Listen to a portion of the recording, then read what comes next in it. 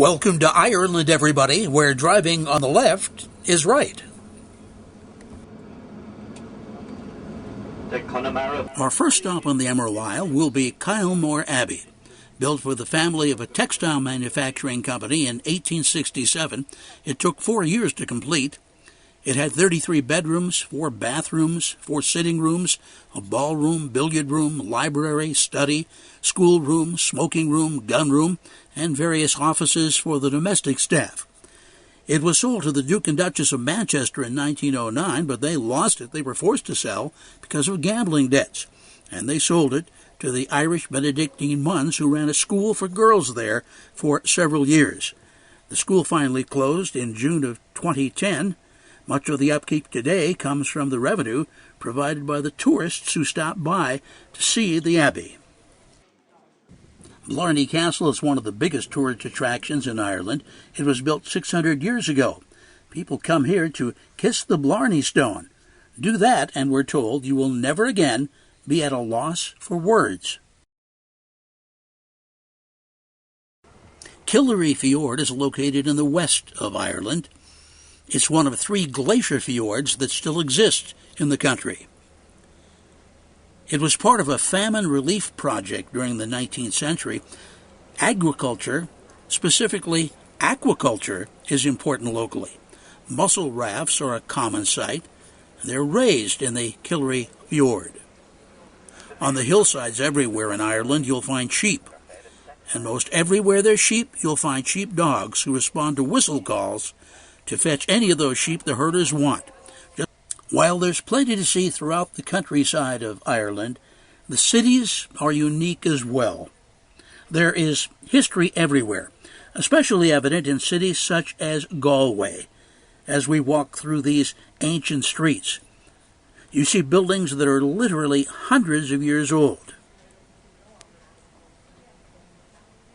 One section of the downtown holds a shopping mall. And on one side of the mall, a wall that at one time circled the entire city in the 1600s. That wall and the turrets around it remain in place.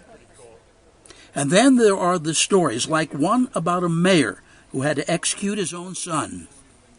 Why would that be called? Why would you have a skull and crossbones underneath? Well, James Lynch had one son called Walter. He was 22 years of age when this happened. And what happened was in 1493, over 500 years ago, Walter committed a murder. He murdered a Spanish merchant and threw his body into the river over debts that were owed.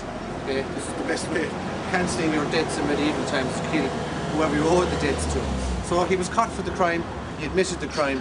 But the sad part about the story was his father was the mayor of Galway, James Lynch. He was responsible for justice, and he had to sentence his own son to be hanged for this crime. Now you can imagine what that was like.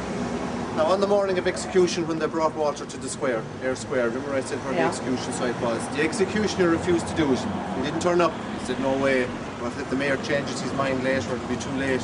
So the mayor, we're told by legend, grabbed his son, dragged him down the street, and through this doorway, up the stairs to this window, tied a rope around his neck, tied the other end of the rope to a timber beam in the ceiling, and pushed him head first through the window and hanged him through it in 1493. It's Galway's most famous story, most famous legend. Galway at night is a city alive with activity, shops, pubs, and restaurants, and plenty of street entertainers.